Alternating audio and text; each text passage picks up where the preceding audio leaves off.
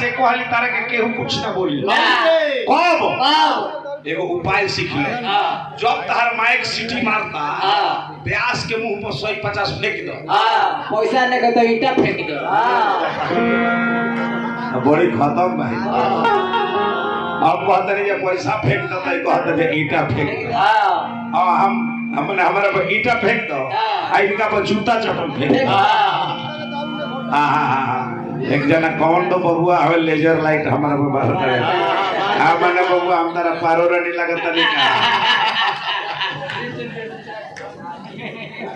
आ तो तनी चलो बबुआ तन बजा बजाओ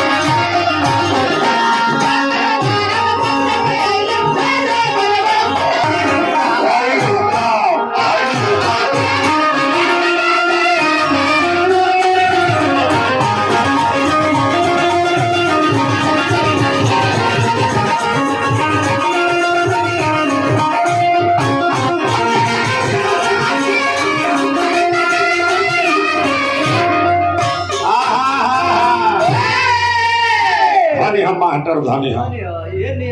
ये नियम हो यदि व्यास का तेरे माई के भजन तो बेंजुआ लगा भजने बजावे के चाहिए ना जे हम गौतने जे माई आओ आके हमर लाज बचाओ